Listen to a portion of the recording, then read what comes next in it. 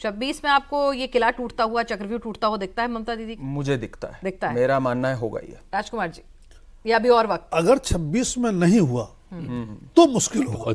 हाँ, तभी बहुत जरूरी है, मेरा ये मानना है, तभी अगर बहुत 26 में जरूरी नहीं है। हुआ तो बहुत मुश्किल होगा।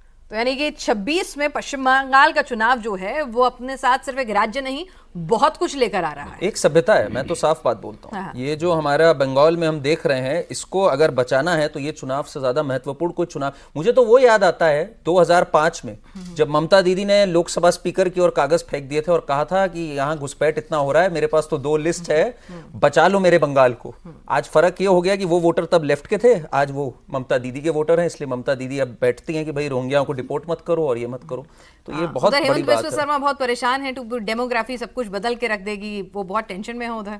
असम में तो सब ठीक ठाक है ना? मुझे लगता है असम में थोड़ा तो डिफिकल्ट होगा, जैसे पावर में जो रहते हैं, लेकिन जिस ढंग से उन्होंने काम किया है, देखिए गोगोई का नाम ले रहे हैं, राहुल गांधी उन्हीं के बल पर मतलब कुछ करना चाहते हैं, लेकिन मुझे नहीं लगता कि इस ढंग से कुछ लोग कांग्रेस के लोग तो नेचुरली सोचेंगे कि हम बदल सकते हैं, पुराने वो कांग्रेस ही रहे, मतलब कम से कम टफ फाइट देने की कोशिश तो जरूर कोशिश करेंगे। लेकिन मुझे लगता है कि काफ़ी इसलिए बीजेपी का वहाँ उसको अब किला को रोक पाना मतलब तोड़ पाना कठिन होगा, कांग्रेस के लिए खास करके वो तो मुश्किल है। बिल्कुल। हेमंता की राजनीति में कांग्रेस बाउंस बैक कर जाए, क्योंकि कहते हैं कि कांग्रेस की बी टीम जो है हेमंता के लिए काम कर रही होती है वहां पे। देखिए एक और नाम जो हेमंता बिस्वा शर्मा जो अलग हुए कांग्रेस से, कांग्रेस मतलब कहाँ जाके इस पे पछताए ये नहीं समझ में आता। आज पूरा एक तरह से नॉर्थ ईस्ट पे अगर मैं कहूँ तो एक रिवाइवल हो गया भाजपा का इनके कारण। स्ट्रॉन्ग लीडर, मुझे कोई सवाल ही नहीं दिखता कि हेमंता बिस्वा शर्मा हारेंगे। प्रो इनकम्बेंसी, देखिए बीजेपी में एक प्रो इनकम्बेंसी हमें देखने को मिल रही है। इन्होंने जो डेफिनेशन चेंज करी इनकम्बेंसी की, आज गुजरात में कितने साल से हैं ये लोग? करीब 26-27 साल से गुजरात में हैं। हरियाणा में लगातार हैं आज 12 साल से, करीब 10-12 साल से हरियाणा में है। ये हमने अभी देखा बिहार के अंदर। ये जो प्रो इनकम्बेंसी की राजनीति, और ठीक उसका विपरीत कांग्रेस पार्टी 2011 के बाद से किसी भी जगह पे जहां जीत भी गई दोबारा जीत कर नहीं आई है। तो ये एक डेफिनेशन चेंज हो गई है अब प्रो इनकम्बेंसी और एंटी इनकम्बेंसी की। तो आई थिंक प्रो इनकम्बेंसी है वहां पर तो क्लियर तौर पे। और जो वो तुष्टीकरण और घुसपैठिए और वो सब कुछ असम की राजनीति में उसका बोलबाला है या प्रो इनकम्बेंसी का ही बोलबाला है? नहीं, मुझे लगता है कि उसमें दोनों चीजें बीजेपी के फेवर में जाती है। हाँ, प्रो दूसरे इनकम्बेंसी भी जाती है और जो घुसपैठिए वगैरह के मुद्दे बता रहे हैं आप, वो भी बीजेपी के फेवर में जाते हैं, क्योंकि वहाँ बीजेपी ने काफी काम किया है जी। और जो हेमंता बिस्वा शर्मा के संदर्भ में बात हुई तो बताऊं, ये कांग्रेस और बीजेपी के जो राजनीतिक संस्कृति है उसका फर्क बताती है। यही हेमंता बिस्वा शर्मा 2014 से पहले राहुल गांधी से मिलने के लिए दिल्ली में एक हफ्ता पड़ा रहते थे, टाइम नहीं मिलता था। वही हेमंता शर्मा न सिर्फ असम बल्कि पूरे नॉर्थ ईस्ट का पूरा बीजेपी को खड़ा करने में बहुत बड़ी भूमिका उनकी रही है। तो असम मुझे नहीं लगता बीजेपी के लिए मुश्किल है। बीजेपी के लिए पुडुचेरी भी मुश्किल नहीं होगी, जिस तरह की रीजनल बसात उन्होंने वहां जाकर बिछाई है। हाँ, तमिलनाडु अगेन वही बंगाल वाली स्थिति है। जैसे बंगाल को भेजना मुश्किल है, वैसे ही तमिलनाडु को भेजना मुझे लगता है शायद उससे ज्यादा मुश्किल है। तो हालांकि बीजेपी भी बहुत ज्यादा तमिलनाडु को लेकर उतनी बुलिश नहीं है जितनी मेहनत, ताकत और पश्चिम बंगाल में एक तरह से कहते हैं ना अपनी रास्ते बना लिए हैं, बस सिंहासन तक पहुंचना रहता है। तमिलनाडु में भी और मेहनत चाहिए। मेहनत नहीं, हम और आप कहें मेहनत नहीं, तमिलनाडु के लिए तमिल संगम काशी देखिए ना, मैं देख रही थी। हाँ। तो कोशिश ये रहती है कि हम देखिए प्राइम मिनिस्टर नरेंद्र मोदी जो भी स्ट्रेटेजिस्ट पुराने इस तरह के सोचते हैं, वो लॉन्ग टर्म में खेल रहे हैं। वो आज के लिए सफलता मिले कितनी मिले नहीं उसके लिए नहीं है। उन्होंने पहले भी जो टारगेट रखा था वे बंगाल में हमें करना है, तब से कर रहे हैं। थोड़ा सा बीच में फिर गड़बड़ हुआ इस लोकसभा चुनाव में, वरना सो आई थिंक कि तमिलनाडु में पहले से कितना आगे बढ़ सकते हैं उसके लिए पूरा जोर लगा करके वहाँ के एडीएमके के साथ समझौता है, दूसरी एक और लोग भी आ रहे हैं। इस ढंग से मुझे लगता है कि तमिलनाडु में भी अपनी स्ट्रेंथ को ज़्यादा से ज़्यादा बढ़ा सकें, आज से नहीं 10 साल बाद आए। बंगाल में किसी ने सोचा था कमनमता को बीजेपी ने क्यों मदद की या कभी भी वीपी सिंह को मदद किया कि आपको कांग्रेस को खत्म करना है। कम्युनिस्टों का इस बार के चुनाव में जैसा आप अभी कह रहे थे, एक मानता ऐतिहासिक 2 चीज़ों में है। बंगाल का चुनाव ऐतिहासिक है ही, कम्युनिस्ट जो 100 साल पहले बनी थी, कम्युनिस्टों का यदि केरल में हार जाती है, और आपको आश्चर्य होगा कुछ समय में ऐसा भी था कांग्रेस को वो करने के लिए लेफ्ट के कुछ लोगों को बीजेपी में आरएसएस के लोग भी समर्थन कुछ कर देते थे कि चलिए ठीक है यदि कम से कम उसका कांग्रेस कम होगा।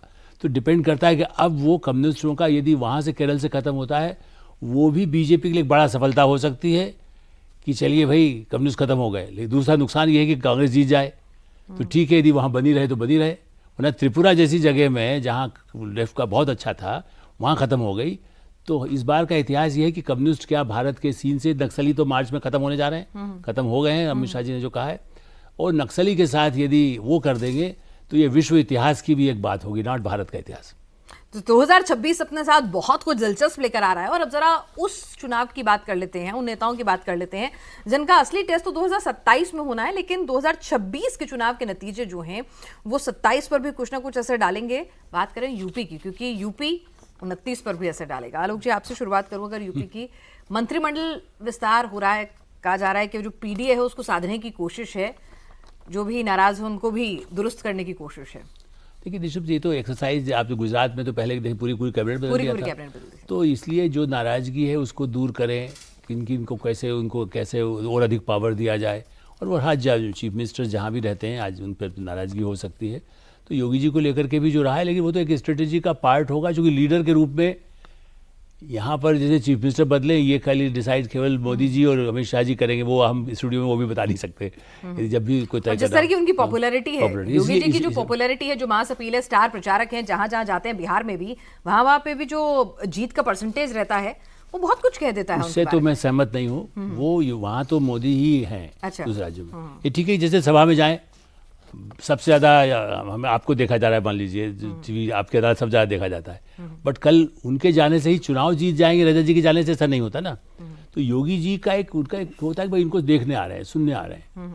सभाएं अटल जी की होती थी 71 में इतनी बड़ी, तो या उसके बाद तो 2 सीटें आई ना।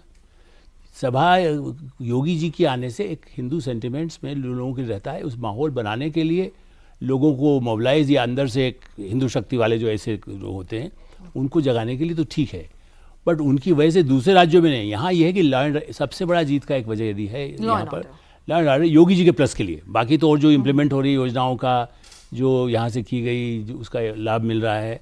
अब हवाई अड्डा यहाँ आपके यहाँ बन रहा है, ये सेंट्रल गवर्नमेंट है, लेकिन क्रेडिट कहे योगी जी का प्रचार तो यही चल रहा है ना कि हमने एयरपोर्ट बना दिया। सो इससे बहुत मिला जुला है, इसलिए कैबिनेट बनने से ये सुविधा हो सकती है कि पार्टी और अधिक ताकत लगा करके चुनाव जीतने का फैसला करे।